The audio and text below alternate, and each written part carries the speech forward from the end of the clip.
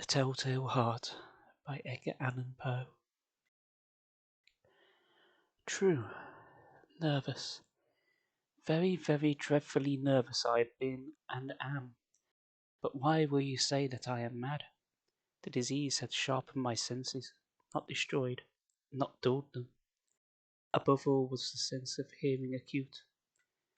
I heard all things in the heaven and in the earth. I heard many things in hell. How, then, am I mad?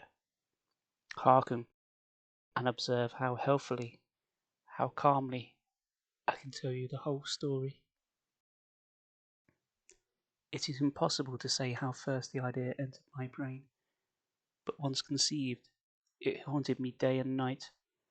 Object there was none, passion there was none. I loved the man. He had never wronged me. He had never given me insult. For his gold I had no desire. I think it was his eye. Yes, it was this. He had the eye of a vulture, a pale blue eye with a film over it. Whenever it fell upon me, my blood ran cold. And so by degrees, very gradually, I made up my mind to take the life of the old man, and thus rid myself of the eye forever. Now this is the point. You fancy me mad. Madmen know nothing, but you should have seen me.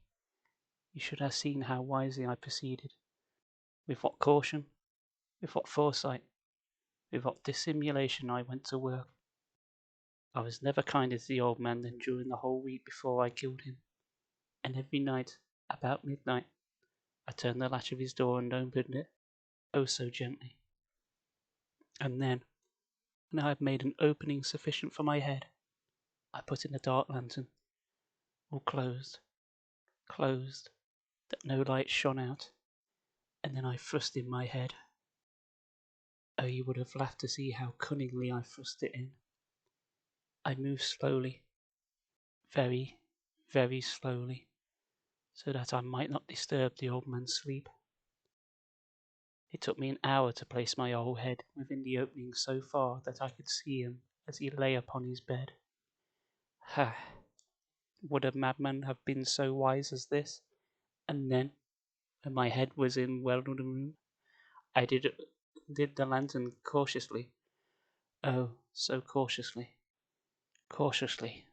for the hinges creaked. I undid it just so much that a single thin ray fell upon the vulture eye, and this I did for 7 long nights. Every night just at midnight, but I found the eye always closed, so it was impossible to do the work, for it was not the old man who vexed me, but his evil eye. And every morning, when the day broke, I went boldly into the chamber and spoke courageously with him, calling him by name in a hearty tone, and inquiring how he passed the night. So you see he would have been very profound old man indeed, to suspect that every night, just at 12, I looked upon him while he slept. Upon the 8th night I was more than usually cautious in opening the door. A watch's minute hand moves more quickly than did mine. Never before that night had I felt the extent of my own powers, of my sagacity. I could scarcely contain my feelings of triumph. To think there I was, opening the door, little by little, and he had not even to dream of my secret deeds or thoughts. I fairly chuckled at the idea, and perhaps he heard me, for he moved on the bed suddenly, as if startled. Now you may think that I drew back, but no. His room was as black as pitch, with the thick darkness, for the shutters were fast closed, and through fear of robbers, and so I knew he could not see the opening of the door, and I kept pushing it on steadily. I had my head in, and I was about to open the lantern, when my thumb slipped upon the tin fastening, and the old man sprang up in bed, crying out, "Who's there?" I kept quite still and said nothing.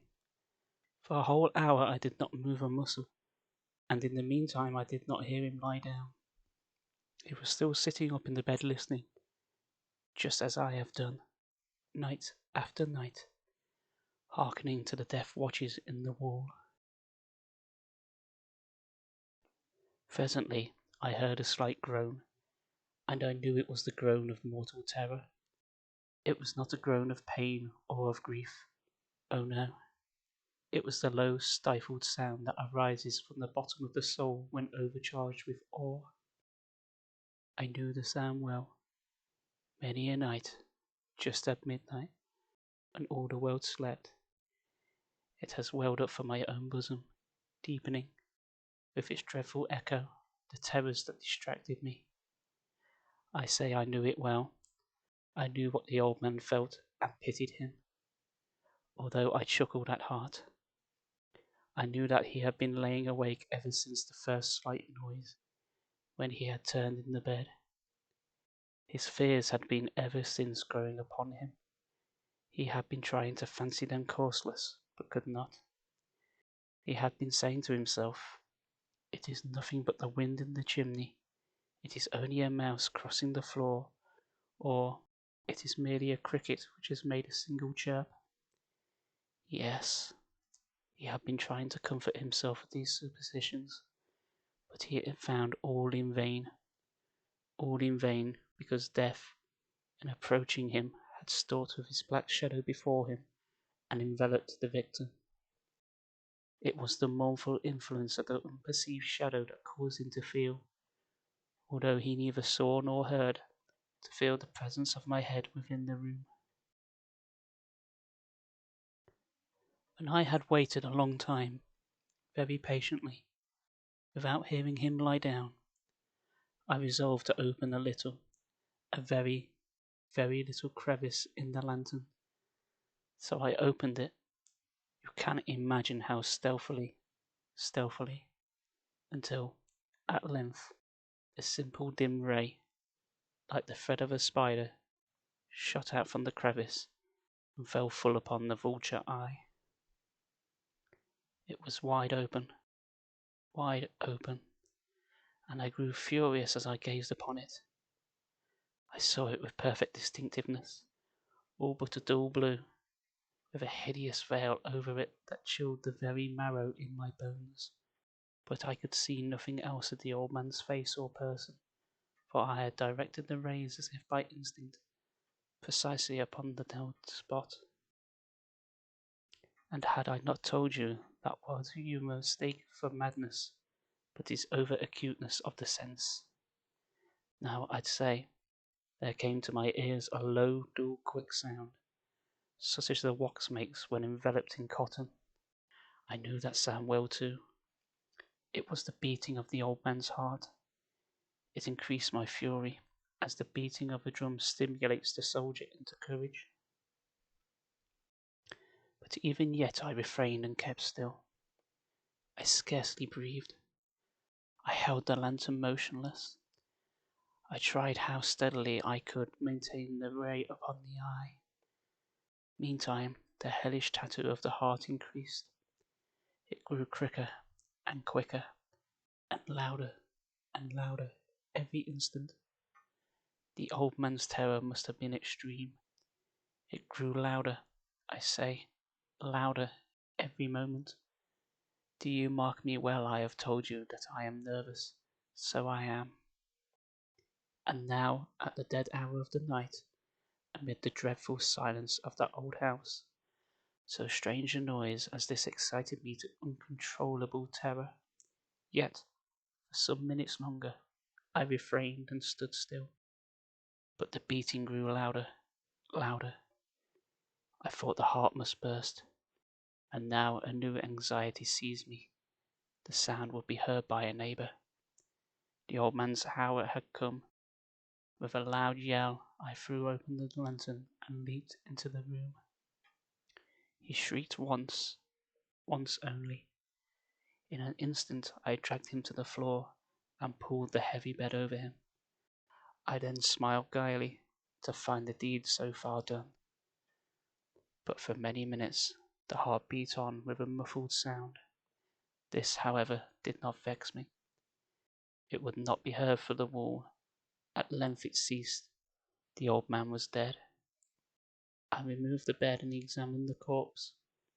Yes, he was stone dead. I placed my hand upon the heart and held it there many minutes. There was no pulsation. He was stone dead. His eye would trouble me no more. If still you think me mad, you will think so no longer when I describe the wise precautions I took for the concealment of the body. The night waned, and I worked hastily, but in silence. First of all I dismembered the corpse. I cut off the head, and the arms, and the legs.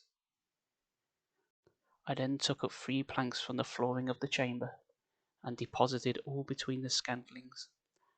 I then replaced the boards so cleverly, so cunningly, that no human eye, not even his, could have detected anything wrong. There was nothing to wash out, no stain of any kind, no blood spot whatsoever. I had been too wary for that. A tub had caught all of When I had made an end of these labours, it was 4 o'clock, still dark as midnight. As the bell sounded the hour, there came a knocking at the street door. I went down to open it with a light heart, for what had I now to fear? There entered 3 men who introduced themselves, with perfect severity, as officers of the police. A shriek had been heard by a neighbour during the night. Suspicion of foul play had been aroused. Information had been lodged at the police officer, and they, the officers, had been deputed to search the premises. I smiled, for what had I to fear? I bade the gentleman welcome. The shriek, I said, was my own in a dream. The old man, I mentioned, was absent in the country. I took my visitors all over the house. I bade them search well. I led them, at length, to his chamber. I showed him his treasures, secure, undisturbed. In the enthusiasm of my confidence, I brought chairs into the room and desired them here to rest their fatigues, while I myself, in the wild audacity of my perfect triumph, placed my own seat upon the very spot beneath which reposed the corpse of the victim. The officers were satisfied. My manner had convinced them. I was singularly at ease. They sat, and while I answered cheerily, they chatted of familiar things. But ere long I felt myself getting pale and wished them gone. My head ached, and I fancied a ringing in my ears, but still they sat and still chatted. The ringing became more distinct. It continued and became more distinct. I talked more freely to get rid of the feeling, but it continued and gained vividness, until, at length, I found that the noise was not within my ears. No doubt I now grew very pale, but I talked more fluently and with a heightened voice. Yet the sound increased, and what could I do? It was a low, dull, quick sound, much such a sound as a watch makes when enveloped in cotton. I gasped for breath, and yet the officers heard it not. I talked more quickly, more vehemently, but the noise steadily increased. I arose and argued about trifles, in a key high, and with violent gesticulations, but the noise steadily increased. Why would they not be gone? I paced the floor to and fro with heavy strides, as if excited to be fury by the observations of the men, but the noise steadily increased. Oh God, what could I do? I foamed, I raved, I swore. I swung the chair upon which I had been sitting and grated it upon the boards, but the noise arose over all and continually increased. It grew louder, louder, louder, and still the men chatted pleasantly and smiled. Was it possible they heard not? Almighty God! No, no, they heard, they suspected, they knew. They were making a mockery of my horror. This I thought, and this I think. But anything was better than this agony. Anything was more tolerable than this derision. I could bear these hypocritical smiles no longer. I felt that I must scream or die. And now again, hark, louder, louder, louder, louder. Villains, I shrieked, dissemble no more. I admit the deed. Tear up the planks. Here, here. It is the beating of his hideous heart.